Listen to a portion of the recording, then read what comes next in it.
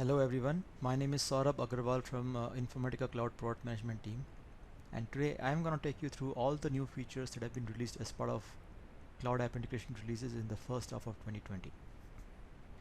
There have been two releases in the first half of 2020. The first release is what we call Spring 2020 release. It's releasing in month of April and May 2020 on different parts. And there are two exciting features coming as part of this release. One is called Operational Insights for Cloud App Integration Assets, and the second is to do with OAuth 2.0 authentication and authorization for Cloud App Integration APIs. And then I'll move on to January 2020 release, in which we released many new features, and we will cover them as part of this demonstration. So let's move ahead. I'm gonna first talk about operational insights for Cloud App Integration. With Spring 2020 release, you would be able to monitor your Cloud App Integration assets as part of operational insights offering. With this feature, you would be able to monitor Cloud Application Integration assets. This would be available as part of Operational Insights, where you will have a separate page for Cloud Application Integration assets monitoring, and it will offer several charts to help you quickly and visually assess the status and usage of CI assets, and at the same time view analytics related to the API calls, processes, connections, and licensing. There is one prerequisite for this feature. You must have the application integration license and being able to view the application integration matrix. So with that, let's move on to the demo. Let us log on to Informatica Intelligent Cloud Services platform.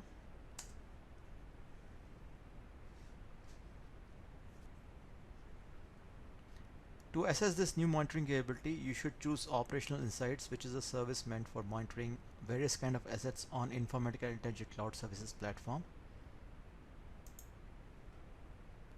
You see multiple tabs here. The home page gives you information about the overall infrastructure summary in terms of monitoring.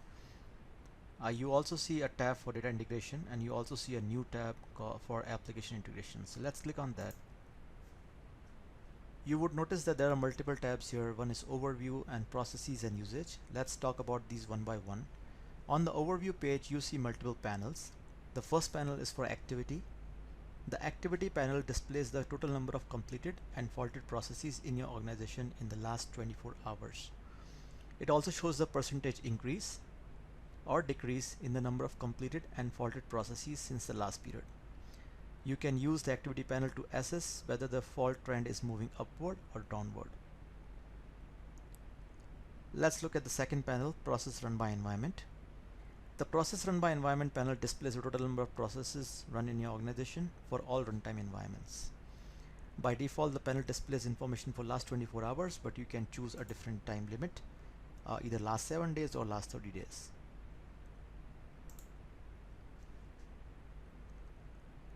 You can use the process run by environment panel to assess whether there is a need to perform load balancing across runtime environments. The incoming API calls panel displays the number of hourly incoming API calls for the last 24 hours. By default, the panel displays information for the top 5 processes with the most incoming API calls, but you can choose others as well. You can use the incoming API call panel to gauge incoming traffic and identify peak and off-peak hours, at the same time to identify the optimal time to perform system maintenance. The overall API response time panel displays the overall API response time in milliseconds for all the processes and for all runtime environment in your organization.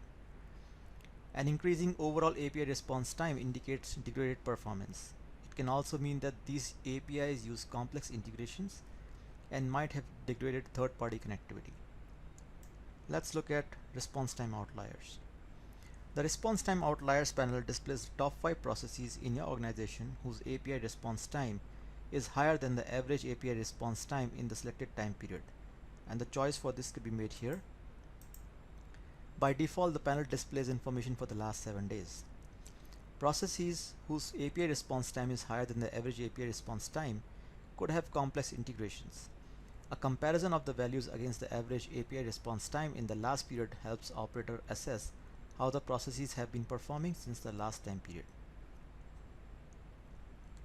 The top 10 running processes panel displays the top 10 processes in your organization with the most runs. By default, the panel displays information for last 24 hours. You can use the top 10 running processes panel to identify the most important processes in the organization that might need better optimization than the other processes. The panel also displays the average number of processes run in the last period compared to the current, which gives a trend indication for operators. That completes our overview page. So let's move on to processes page. On the processes page, you see two filters. You can make a time-based selection, either last 24 hours or 7 days, 30 days or 3 months, or you can choose the environments. You can either choose all the environments, cloud only, all agents, or edge specific agent here. What you see here are 3 different reports which are available for all these processes. Either you can look at all the processes in your organization. You can also notice that it gives you process name, the number of execution, the runtime environment, average execution time in milliseconds for last 24 hours. But again, you can make a choice here to get the information for the last 7 days. You would notice that once you made a choice from 24 hours till 7 days, you get a longer list because you have more processes running for the last 7 days than 24 hours. You can also choose different reports, for example, completed processes. This gives you an indication of how many processes have completed successfully and what are their average execution time and the runtime environment. But more importantly, you want to look at the faulted processes, the number of executions that have failed, and probably you can take corrective action based upon the failures here. Let's move on to the usage tab. Within the usage tab, you have multiple tabs like APIs and processes and connections and licensing. You would also notice that you can look at a monthly based data. So you can choose based upon month if you're looking for getting report for the month of April versus March or February. You can do that. So this gives you a more fine-grained way of monitoring your system. Let's look at different tabs here. If I choose the data for April 2020, let's look at the first panel, daily and cumulative incoming API calls. This panel displays the number of daily and cumulative incoming API calls. By default, it displays information for the current month and all runtime environment. You can use the daily and cumulative incoming API calls panel to assess whether there is a surge or dip in the incoming API calls and accordingly plan for peak traffic. The incoming API call process, it displays the number of daily incoming API calls for selected process or process category. By default, the panel displays information for the current month and the top 5 processes with the most incoming API calls. But you can make a choice here. Next is incoming API calls by runtime environment, where you can again make a choice based upon top 5 runtime environments. You can choose the environment that you are looking to monitor. This panel displays the number of daily incoming API calls for selected runtime environment or runtime environment category. By default, the panel displays information for the current month and the top 5 runtime environment with the most incoming API calls. You can use this panel to assess the load on different runtime environment and probably perform load balancing or increase the security and capacity. Let's move on to the processes tab. The first panel, daily and cumulative process runs, displays the number of daily and cumulative process and sub-process runs. By default, it displays it for current month and all runtime environment. You may want to use this panel to assess whether there is a surge or dip in the number of process and sub-process runs and accordingly plan for peak traffic. Process and distribution panel displays the number of daily processes and sub-process run for a selected process or process category, and by default displays information for current month and the top 5 process with the most runs. You may want to use the process run distribution panel to find out the most important processes that might need better optimization than the other processes. Process runs by runtime environment. This panel displays the number of daily process and sub-process runs for a selected runtime environment or a category of these environments. By default, it displays for the current month and the top 5 runtime environment with the most process runs. You can use this panel to assess the load on different runtime environment and perform load balancing or increase the security and capacity. Let's move on to connections tab now. The first panel, which is daily and cumulative connection calls, displays the number of daily and cumulative connection calls for the month as displayed here and for all environment. You can use the daily and cumulative connection calls panel to gain insights into connection usage. connection call by endpoints. This panel displays the number of daily connection calls for a selected endpoint or endpoint category. As you would notice, there are different categories highlighted here. You can use the connection calls by endpoint panel to find out the most commonly used connection endpoints. Next is connection calls by type of connection. This displays the number of daily connection calls for a selected connection type. You can use the connection calls by type of connection panel to find out the most commonly used connection types. It helps you assess whether there are more connections calls made to on-premise systems or cloud-based systems. Connection calls by runtime environment panel displays the number of daily connection calls for a selected runtime environment or a category. You can use the connection calls by runtime environment panel to assess the load on different runtime environments and decide whether load balancing is required. Now let's move on to the last tab here called licensing. On the top panel you see the usage statistics. This helps you assess whether the total number of API transactions for all the runtime environments in your organization falls within or exceeds the maximum API transactions count defined in administrator for your application integration license. If the total number of API transactions exceeds the defined maximum API transaction count, the chart indicates a difference as a percentage value.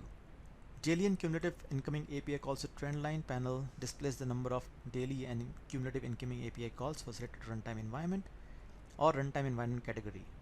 It helps you compare the total number of API calls against the maximum API transactions count defined in administrator app integration license. By default, the panel displays information for the current month and all runtime environments. That concludes our demonstration on operational insights for cloud app integration assets. With that, let's move on to the next feature, which is the OAuth 2.0 authentication and authorization for cloud app integration APIs, which is to provide a secure way of accessing cloud app integration APIs.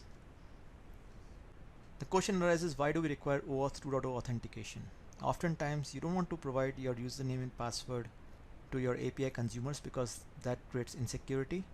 But rather what you want to do is you want to control it by creating an OAuth client and provide the client ID and client details to the user so that they have specific permissions on the API that they are calling.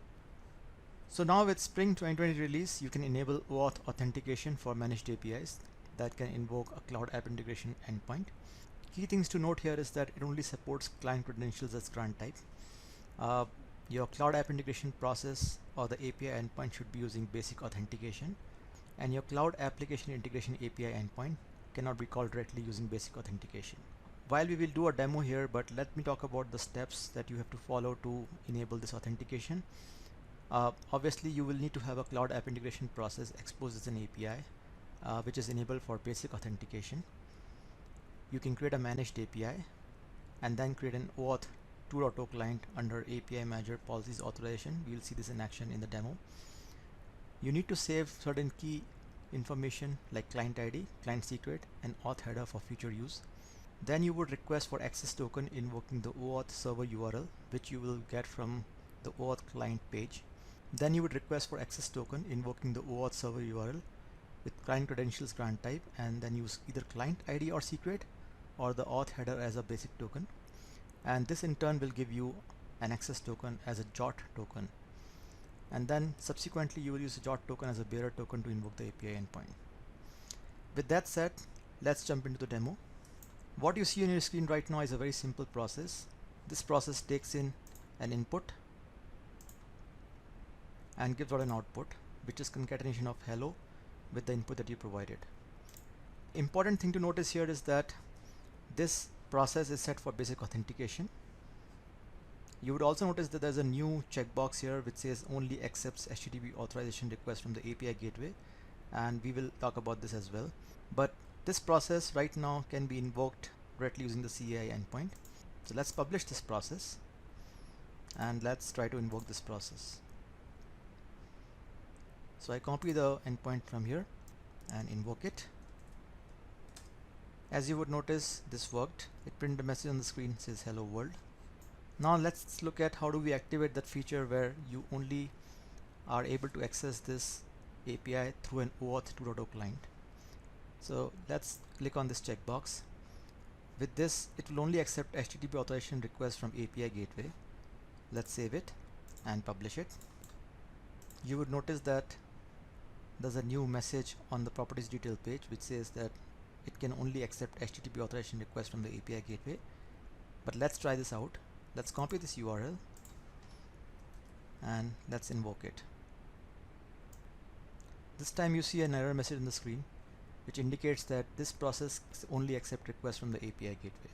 So now this API cannot be called through the CAI API endpoint.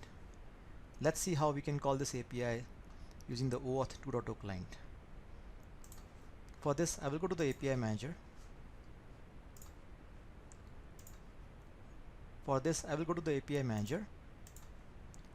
Here you see all the APIs that have been created on this platform. Let's search for our API. So here is the REST endpoint, the API proxy from the API manager for this API for the REST interface. Let's create a managed API for this API and let's look at the properties of this API. As you would notice that we have various authentication methods here, basic OAuth 2.0 and JOT web token method. Let's choose OAuth 2.0 and save it. Now we need to create an OAuth 2.0 client. For this, let's go to policies and the authorization tab here. You would notice there's a button called add OAuth 2.0 client. You can obviously use other clients here, but let's create a new client. You need to first pass the username and password. Then provide the details like the client name. Let's call this as a hello world client. Let's fill in some description. At this point, you can make a choice to either use this OAuth 2.0 client for all the API resources or selected APIs or the API groups. Let's restrict this client to the API that we are working on, which is hello world. So I choose APIs and API group option and only choose hello world. Let's search for that first. So let's choose it. Click next. At this point, you see your client ID, client secret, and authorization header value. Let's make a note of this. You also notice that there's an OAuth 2.0 server URL. Let's copy the URL as well. Now we have all the information required to call this API using an OAuth 2.0 authentication mechanism. Now let's go to Postman to try this out. As I mentioned before, you have to first get the authentication token, which is going to be a JOT token from the token URL. Let's paste it here and let's provide the header here. Like I mentioned, there are two ways of providing the header here. Either you can use the authorization header and pass in as a basic token. For this, you will need to use the auth header and send a request. You will notice that it says missing grant type, so let's provide the grant type as well. Grant type equal to client credentials and send the request. You will notice that you have the access token, which is a JOT token here. You also have the token type, which is a bearer token, expiry date, and the scope associated with this token. You could have done the same by not passing the authorization header, but passing in the client ID and secret as username and password. So let's try that as well. There is a client ID and let's pass the client secret as well. Send the request and you're going to get back the same thing, a JOT token, token type, expires in, and scope. Now let's call the API. So copy the URL, paste here, and pass in the required parameters. Now we need to pass the bearer token as authorization header, one that we got from the last API call, which is the JOT token here as a bearer token, and send the request. And here you get back the response as hello world. So this marks the completion of our second and the final demo for Spring 2020 releases features. I'll now move on to January 2020 release features. The first one being creating process objects by importing schema definition from XSD, WSDL, or Swagger. All of us are familiar with the process objects in Cloud App Integration. Cloud App Integration lets you define the complex data types using process objects. So process objects serve as a template or the metadata for a complex data type. And today in Cloud Application Integration, these are created manually by using the UI where you can define them. But over time, these objects can get very complex because they can have nested hierarchies, they can have many of those fields, and it becomes very difficult for anybody to create them. So as part of January 2020 release, we now offer creating process objects by importing either a schema definition or an interface document. So these schema definition, for example XSD, have a definition for a complex type and which we leverage. And similarly, in the interface documents, for example, a WSDL or a Swagger file which define the metadata definition for a service. These have elements and objects that are also very similar to a process object as they define the complex data type. So what users can do? Users can create multiple process objects in single shot using the UI. As we will see, this UI is very friendly. It is very intuitive, gives you a lot of information. And by virtue of using this wizard or this UI, the process objects that you create can be nested and hierarchical. It all depends upon the schemas that you're importing from the files. Like I mentioned earlier, you can create process objects by importing schema definitions, for example XSD, or the interface documents, for example WSDL and Swagger, since these have the elements which qualify as a complex data type.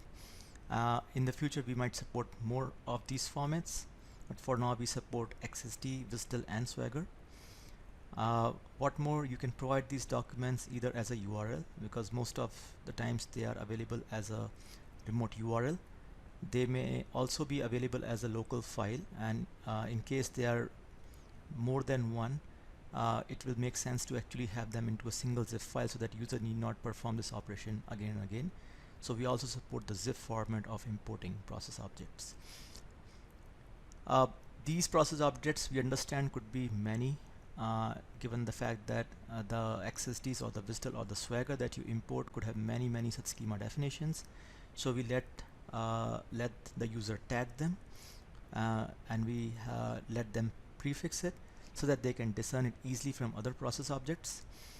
And then these process objects, needless to say, can be used as a template for complex data types and shared across all the Cloud App Integration assets and not just scoped within a specific asset. So we will follow this up with a demo, but before we move forward to the demo, I also want to give you some resources in this regard. So you can always refer to Informatica documentation, the links for which I mentioned here. This will give you more detail on a step-by-step process on how do you create process objects by importing the WSDL, Swagger or the XSD definitions. You can always reach out to the Cloud Application Integration community, which is a very vibrant community where you can seek answers for your queries. You can ask questions, you can search for content, and you can find content as per the relevance. With that said, let me show you how this feature works on a live setup. So now I'm gonna be logging into Informatica Intelligent Cloud Services. This is the login page. So let me log in. I have already created a project called Create Process Objects here, where I would be storing all the process objects after import. In order to access this feature, you have to go to the familiar New dialog and then go to Process Objects. You will see a new entry here called Process Object Creation Patterns, very similar to the way you can create service connectors. You will see there are two options available. You can create from WSDL or XSD, or you can create from Swagger. Now in our case, we are going to use a live WSDL file available from the Salesforce Marketing Cloud, formerly known as ExecTarget.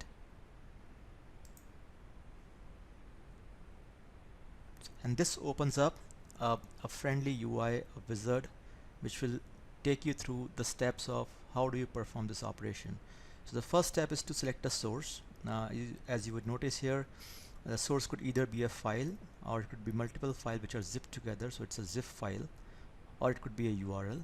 In our case, since we are going to be using a live WSDL, I'm going to be using the URL here and paste it here.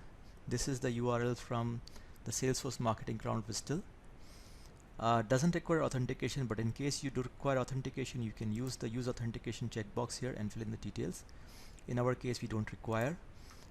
Click on next, and at this point tool will figure out how many files are available within this URL which have the schema definitions, and that these files are supported or not. Looks like there are 2 such files available, and both of these are supported because it's WSDL or XSD, and both of them are valid, so they are supported file types.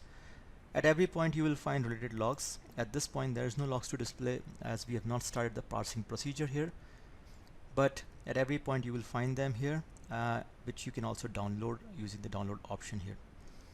So going back here, clicking on next, at this point you will get to know the schemas available within these files. So the first file has 345 complex types, and the second one has 2. But given that we have so many complex types available, there is an option to either prefix them so that you can better discern them from other process objects, and tag them for better searchability. Given that this is coming from Salesforce, so I'm going to be using the prefix SFDC for both of these files schemas, and I would be using Salesforce Marketing Cloud as a tag name for both of these schemas. Again, you can check the related logs here. It gives you information on how the things are working behind the scenes. So it converts the WSDL file to one schema resources, and you see those parts available here. Clicking on next, it's going to generate the objects. As you would notice, there were 347 overall objects that we found as part of these 2 files, and these objects were as per the names here, and the description is also provided. This is what would be filled in the process object. This is auto-generated, and that's what the description says here. It also details on how many fields are available within these process objects once they are created, and again you have an option to change the tag name if you want to, or you can customize a specific object name with a different tag, or add additional tags here. So we'll keep them as is for now. But you can again look at the related logs here to see how the things worked out behind the scene. There were a bunch of warnings here, but more or less it looks like the things went through fine. So when we click on next, and at this point it will give you a summary of what's going to happen when we generate these process objects. So 347 process objects will be generated. They would be located in a specific project folder here. I'm going to change that so that we have better readability. I'm going to use the project create process objects. If at this point if I want to add additional tags to this, I can still do that. So let me try that. Let me just give a tag name called demo and start import. Now once it start import, it's going to take some time because we have many process objects to be created here. So you can choose to run this in the background by dismissing this dialog, or you can stay on this page and let this dialog finish. It's up to the user's choice. In my case, I'm going to dismiss it so I can continue doing my work and come back at a later stage to see if the process object generation has completed, which should be available here as part of the notification. As you would notice here, there's a new notification here which says that process object importing has been finished, and 347 process objects have been created successfully. That's a notification for me to go and check if all things went through fine. So I go into the create process object project here and look at the objects being created, and I do see there are 347 new objects being created. This folder was empty initially. So let's look at a couple of things here. As you would notice, we had used the prefix called SFDC. So all these objects have been prefixed with SFDC. There was a tag that we had used. We had used 2 tags. The first tag was Salesforce Marketing Cloud when we were creating it, and you see it here, and then second time we use the tag called demo. Let's look at another process object here. So let's look at SFDC asset.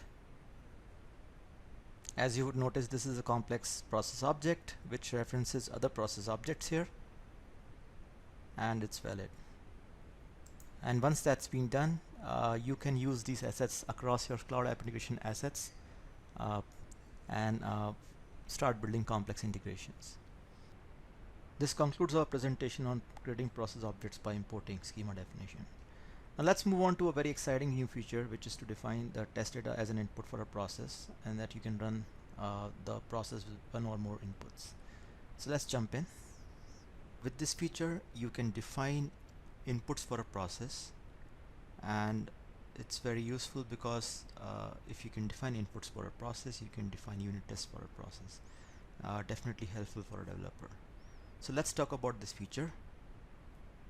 So now user has the capability to create, read, update and delete these tests or the inputs in context of a process, and they can do so using a friendly UI that gives them all the options to perform these actions. And they can choose the fields, they can give the test a name, they can define multiple tests, they can edit a test, and they can do a bunch of other stuff, as we'll see in the video shortly. User has the choice to run all of these tests as a test suite before they move it to QA environment. Developer may want to perform multiple tests on their own implementation, and eventually they end up building a lot of tests, and they can choose to run a single test, or they can choose to run the whole test suite at any point in time. Good part here is that they can do so from the process designer itself without leaving the confines of Informatica Intelligent Cloud Services platform. Earlier they would have done the same thing by going to a REST client or a SOAP client, for example Postman, where they would run a test and then seek back a response. Now they can persist the same information within the process designer for a process. When you run these test, one test or multiple tests or the entire test suite, it will create its own process instance which is available like any other process instance under processes listing. With this, it's very easy for developer to debug if there is a problem, and these inputs or developer unit tests are part of the process metadata, and so they are persisted during export input process as well. Before I move into demo, I also want to talk about some of the resources that we have available here. So with this feature, we have accompanying documentation available, as you can see the links here. So please use them to your advantage. You can always leverage the rich and vibrant cloud application integration community, where you can seek information on a specific problem that you are looking forward to fix. You can ask questions on community, and you can search for relevant content. So with that, let me move on to the demo. This is our Informatica Intelligent Cloud Services login screen. So let me log in. I already have created a process that I want to use for the demo.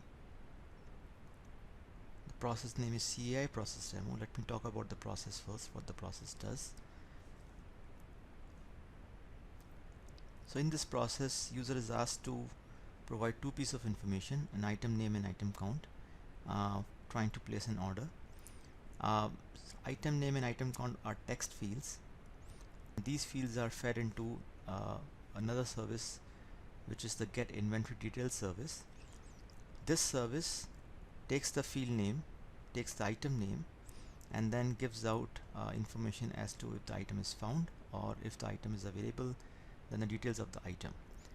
If the item is available, it will find the cost price of the item. It will perform a multiplication with the count of the units that were requested for this item, and then eventually update the status and the transaction cost.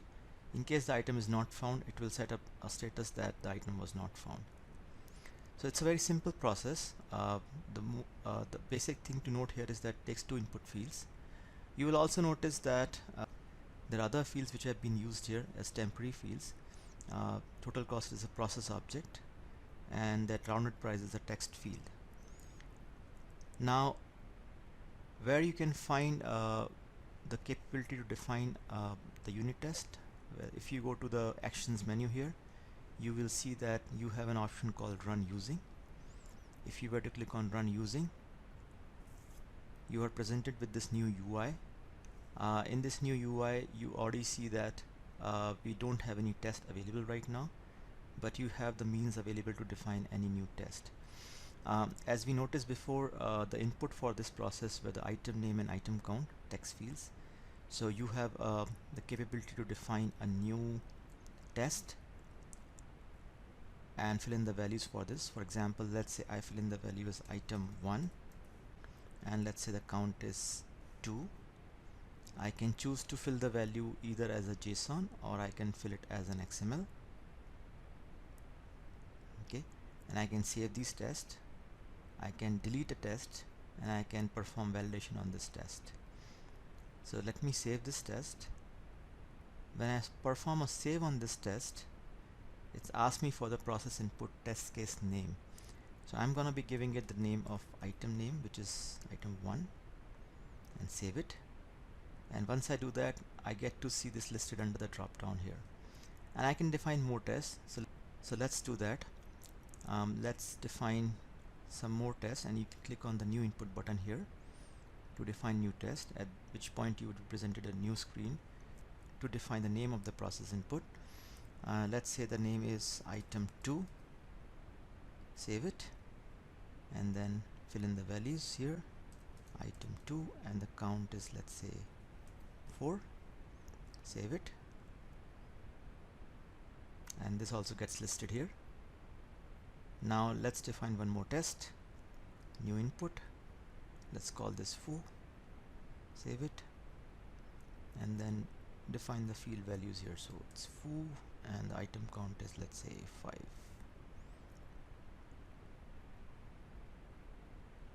So now we have 3 tests available, item 1, item 2, and foo, with their respective values. If you wanted to use a process object to define your process input, you could have done that. You just click on the process object here. As we see, there's only one available here, total cost, and you can click on add and get the values here.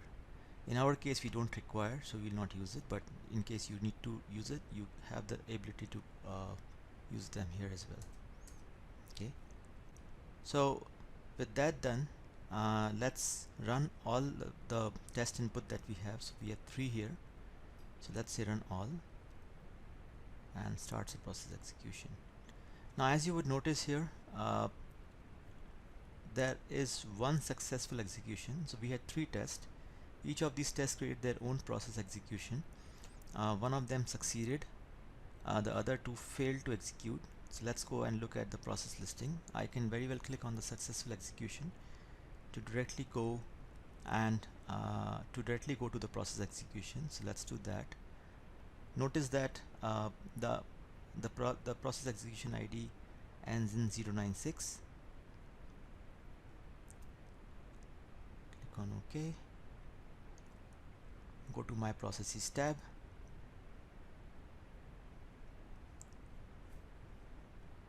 You would notice here that 096 is the one which succeeded, and there were other 2 which failed. You would notice them here. So let's look at the successful one, which is 096. It's already open here. You will see the check marks here to indicate the flow of execution, like you see for any of the normal process. You also see the input fields available here. The input field that we passed here was item 2, and the item count was 4. Get inventory details, returned back that the item was found, and it got the values of the item, and eventually it performed its normal operation. You would notice that you are able to see the variable values at every point in time. For example, the temporary field here, the rounded price, the value is 20, performs a multiplication, and then eventually assigns it to output, the output being 2, status which says complete successfully, and the transaction code, which is 80. Because we had 4 count of the unit item 2, and we had each unit costing 20, the transaction cost is 80. Now let's look at the failed or the faulted processes. So let's look at the faulted one. Let's look at this one.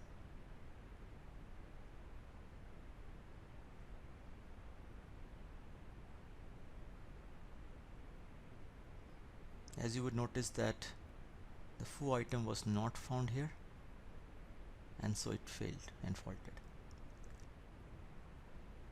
There's one more point to note here, is that if you were to export this process, so let's do that.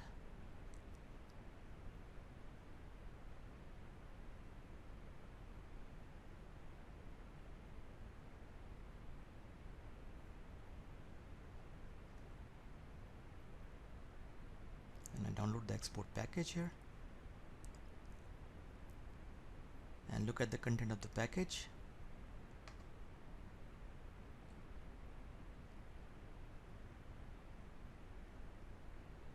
You would notice that the test data is preserved across export import. This would be available here. The test foo, the test item 1 and the test item 2.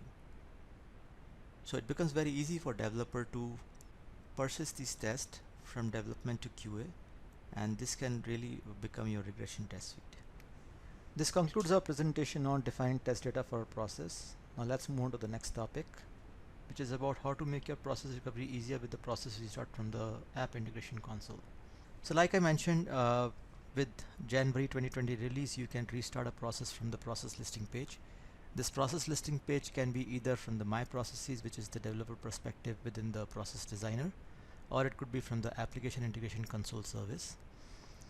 There are certain restrictions on who can perform this role, and that's purely based upon the use case.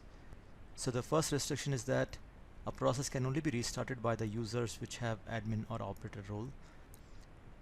A typical use case is that you have multiple jobs running in production as part of production deployment, and one or more of these jobs fail in the production run, and administrator and the operator who is managing the system does not have a fair idea on what the logic is and why certain things failed, and they also want to have a very easy mechanism to at least do one retry of a failed process or a faulted process, and being able to figure out if things are fine now, if the issues were intermittent in the first place. So it's extremely useful to debug an instance failure with a specific input, and that's where it's going to be used the most. And there are certain prerequisites for this feature. The process should have run at least once on the cloud server or on the agent. That's the first prerequisite.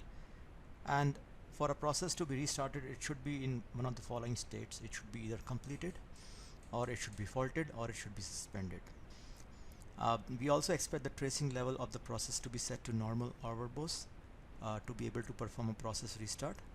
And if a process contains attachment, then we also want the persistence level to be of type full or persist. So these are some of the restrictions that we have in terms of which process can be restarted. So before I move into the demo, I also want to show you some of the resources that you can use and learn more about this feature. So you have your very own Informatica documentation available at this link as given on the screen. You can use this link to get more details as to how the feature really is implemented and how it should be used. But beyond that, if you have any questions and queries, you can always refer to Cloud Application Integration Community, which is the place where you can seek information by asking questions, or you can search for collateral.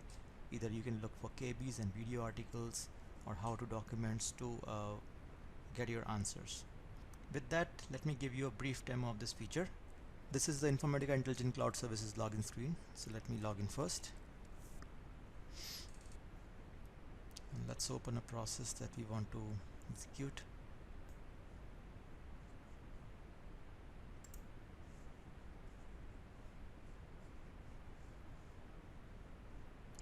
So I'm going to execute a process called CI process demo. This process is a REST-based process and requires authentication. It requires two input fields called item name and item count, and it gives out the transaction cost and the status as output for this particular process. Let's also look at any invocations of this process prior under the My Processes page. As you see here, there is nothing that we have listed here. Let's fire this process by getting the endpoint information and then calling this with the right details. So I'm calling it with the item name as item 1 and item count equal to 2, and this process completed successfully. If I were to go to the My Processes page and look at the process listing, I should see a process completed. What you would also see here is that there's an additional icon in the process listing page for this process where you can restart this process, and when you click on the restart, it's going to start a new process instance which also finished successfully. Now it doesn't really show much when the process is already complete successfully, but if the process is faulted, and let's try that scenario as well. So let's give it an item name which does not exist in the inventory, and as you would notice that the process faulted here. Let's look at the process listing and you will see the process is faulted. If a process is faulted, you can still restart a process. Click on restart, it will start up a new instance, but even this will fault because it is going to accept the same inputs, and the inputs is what was causing the failure or the fault of a process in the first place. But if your process had faulted because of intermittent issues, and when you restart them and those issues are gone, then this process would have succeeded or completed successfully. So it's really useful feature.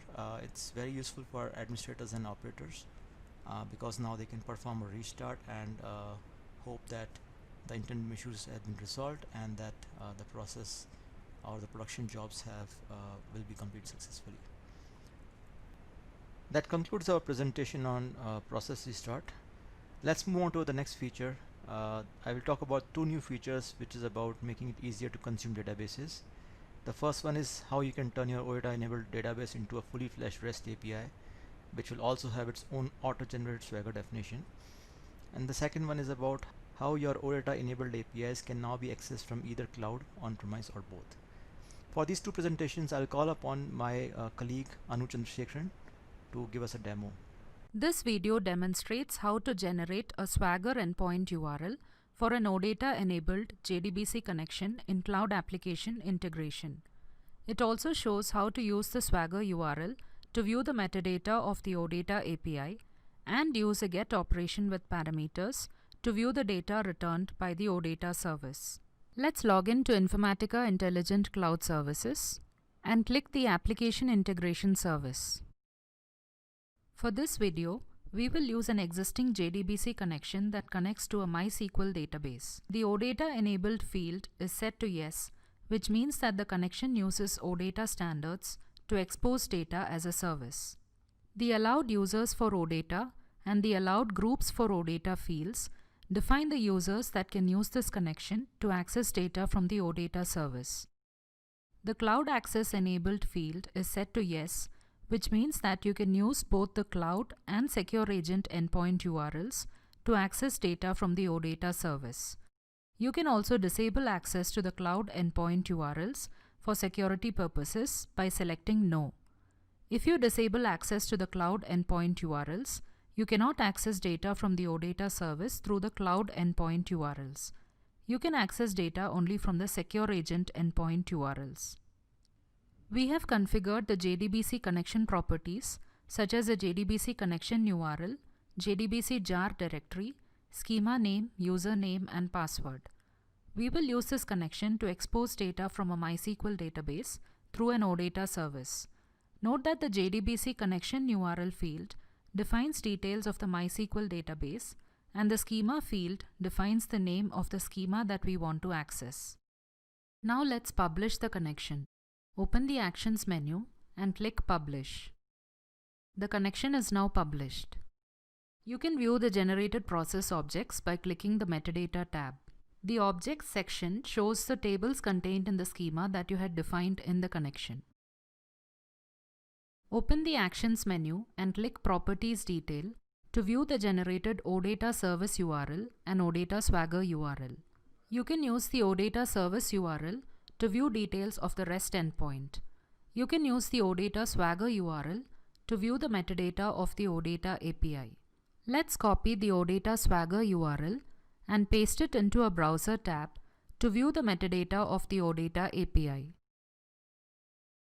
Enter the user credentials that you had defined in the JDBC connection to use the OData service. Under Paths, you can see the tables and the operations that are applicable for the tables. Let's save the Swagger content as a file so that we can import it into a REST client such as Postman. Let's import the OData Swagger file into Postman to view the metadata of the OData API. Click Import, Import File, and then click Choose Files. Browse and select the Swagger file. On the left pane, you can see a collection. Expand the collection to view details about the tables contained in the schema that you had defined in the JDBC connection. You can also see the operations associated with this table. Customer and invoice are tables. You can perform get and post operations on the customer and invoice tables to read and insert data. Customer ID and invoice ID are fields in a table record. You can perform get, patch, and delete operations on a record to read, update, and delete data based on the customer ID and invoice ID. You can use the batch action to perform bulk operations. Let's use a get operation to view the top 2 records from the customer table. On the left pane, click the get operation under the customer table. Clear all the parameters except top. Specify the value of the top parameter as 2. Click the authorization section and specify the authentication details that you had configured for the JDBC connection. Click Send to send the request. You receive a response with the top 2 records from the customer table. Note that the response also contains a link to view the next page of records with the skip parameter set to 2. When you view the next page of records, you should be able to see records 3 and 4 because they are the top 2 records after skipping the first 2 records 1 and 2. Let's verify this.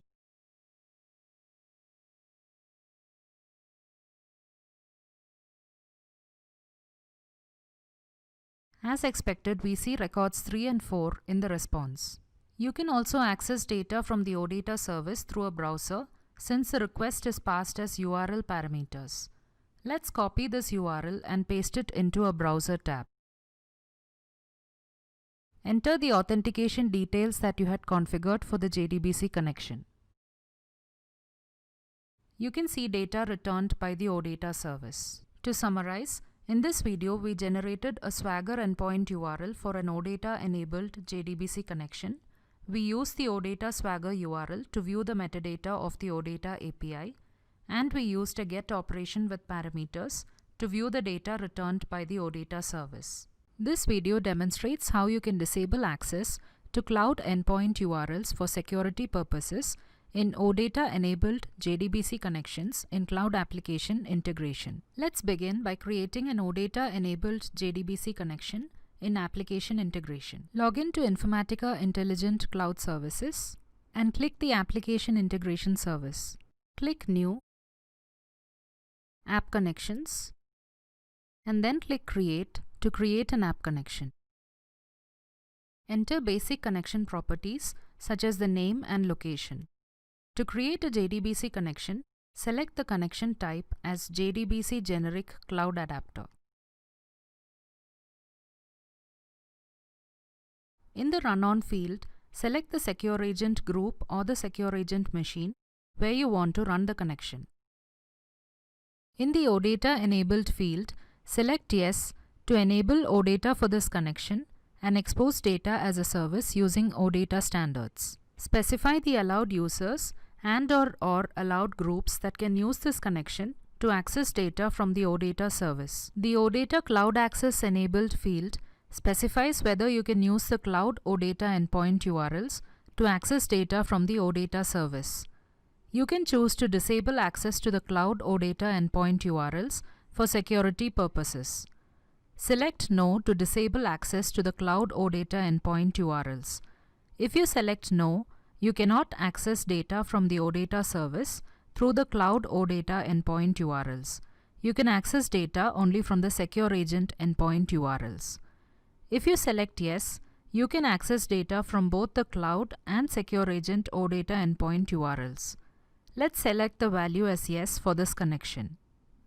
Configure the JDBC connection properties such as the JDBC connection URL, JDBC jar directory, schema name, username and password. We will use this connection to expose data from a MySQL database through an OData service.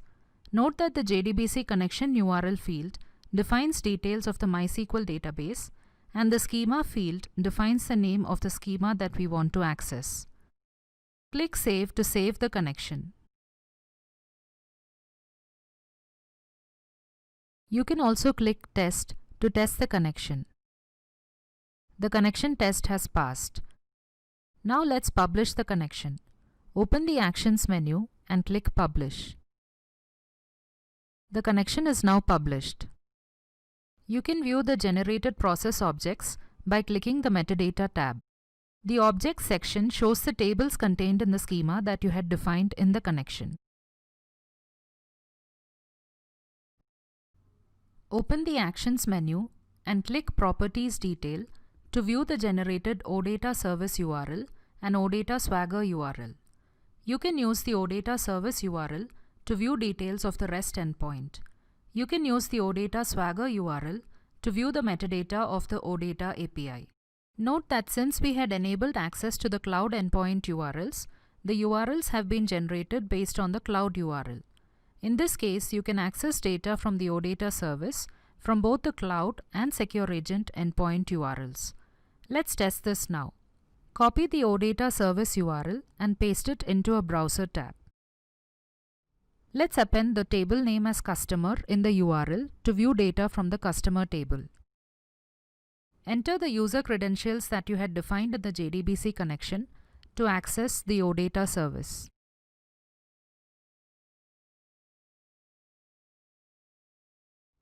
You can see here that the cloud endpoint URL has returned data from the customer table through the OData service. Now let's disable access to the cloud OData endpoint URLs and test again. Let's save and publish the connection for the changes to take effect.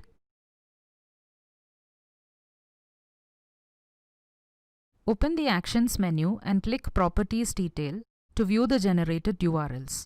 Note that since we disabled access to the cloud OData endpoint URLs, the URLs have been generated based on the secure agent details. Let's verify that the secure agent endpoint URL returns data from the customer table. You can see here that the secure agent endpoint URL has returned data from the customer table through the OData service. Now let's verify that the cloud endpoint URL does not return any data from the OData service because we disabled access to the cloud endpoint URLs. As expected, we are unable to view the data by using the cloud endpoint URL. To summarize, this video demonstrated that you can disable access to the cloud endpoint URLs for security purposes. If you disable access to the cloud endpoint URLs, you can view data only from the secure agent endpoint URLs. If you enable access to the cloud endpoint URLs, you can view data from both the cloud and secure agent endpoint URLs. Thank you, Anu. That was a great presentation. With this, we have come to the end of our presentation. But before we leave, we want to give you some more resources. So with January 2020 release, we had many more features which we did not talk about in this presentation, but you can find more details at this link. This is a post on Cloud Application Community. Feel free to browse over this post and get more details on what additionally came in January 2020 release. I would also recommend that you look at Cloud App Integration Online Help, and strongly recommend that you should leverage the Cloud App Integration Community, which is the collaborative user platform to share and seek information quickly. You can ask the questions on the community and experts can answer these questions. At the same time, you can also search for relevant content, be it a video, a document, or a sample, KBs and how to, etc., which will help you move ahead with your projects. Thank you so much. Take care.